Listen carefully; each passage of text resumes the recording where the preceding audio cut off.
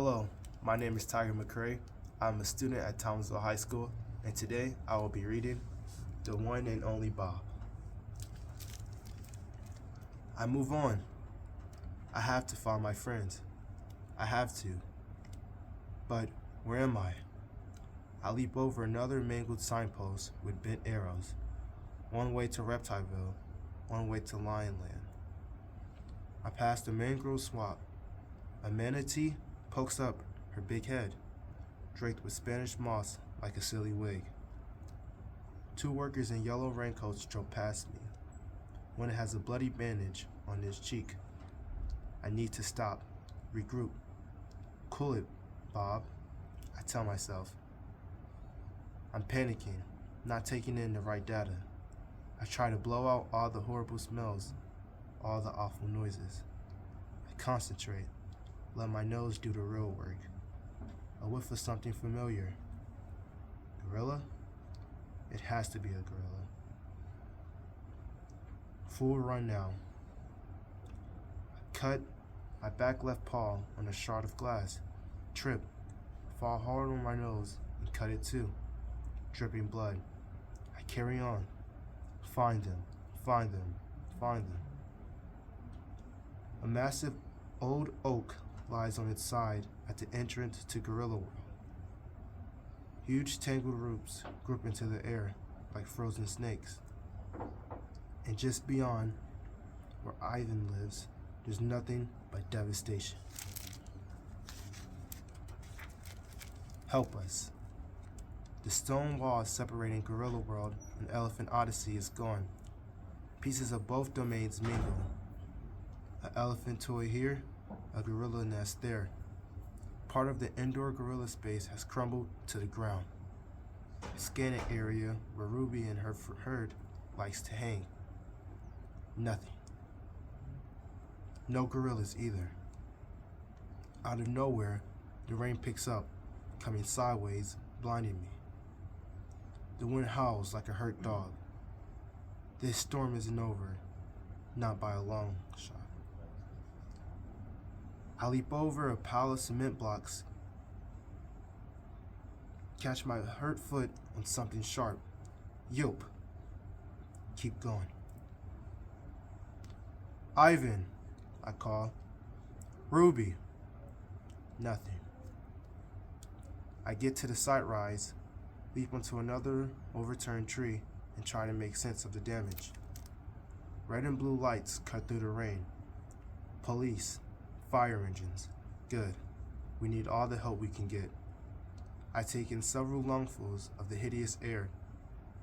It's too wet, too full of conflicting odors, a mischief of scents I can't decipher, especially with my busted nose.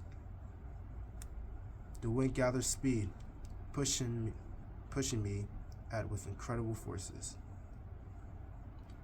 Feels like I'll tear my ear off. My sore noggin. I can barely stay upright. Wind like that, storm wind, doesn't carry scent. It obliterates it. Help. Help us. It's a tiny, desperate voice. Maybe even Ruby's voice.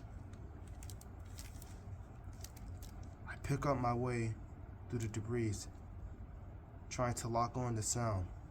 It ain't easy. Please help us. Climbing over the remains of the wall, the one I was sitting on, what seems like moments ago, I find myself at the bank of the moat. Ruby. I call at the top of my lungs. Uncle Bob. The sound of my name cuts through the gloom like a shaft of sun. Ruby runs to the opposite edge of the water. She's maybe 8 feet away, but I can barely make her out in the torrential rain. You stay there, I yell, trying to bend over the wind. I'll come to you.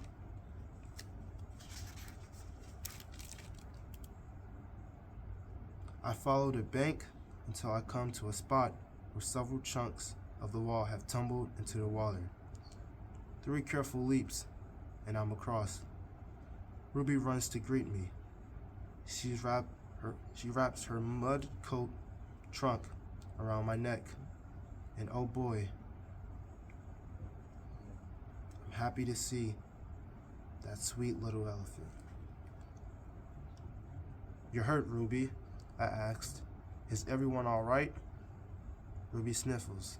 "Yes, but come quick." She dashes off before I can ask anything more. 5 of Ruby aunts stand by the elephant side of the moat. Each one has her trunk plunged deep into the dark, muddy water. They look like a bunch of kids trying to find a lost toy in a swimming pool. It's almost funny until I see what they're reaching for. A baby gorilla is in the moat. The tiny gal keeps grabbing for her trunk to hold on, then slipping free. Her terrified screeches fill the air. It's kudzu, Ivan's favorite. "I'm going in," says Masika, one of the younger adults. "I might make things worse," Akello cautions. "Displace the mud. Pull her down towards the bottom." "I could go in," I suggest, the words popping out before I can swallow them. "It's more mud than water, Bob." Akello shakes her head. "We get as stuck as Kudzo." I don't exactly argue the point. "I got a deal," comes a small voice. All the aunties turn to Ruby, and she looks startled to have their complete attention. "A couple of us get on the other side of the moat," Ruby says. "Grab trunks. We'll make what do you call it?" "A slig," I examine. "A hammock, like the gorillas have." "I don't know, Ruby." Akello sounds doubtful. Kuzo grabs for Masika's trunk with both hands. "Wait," Masika says. "Think I've got it this time." Masika lifts her trunk with deliberate slowness, carefully trying to support the baby gorilla.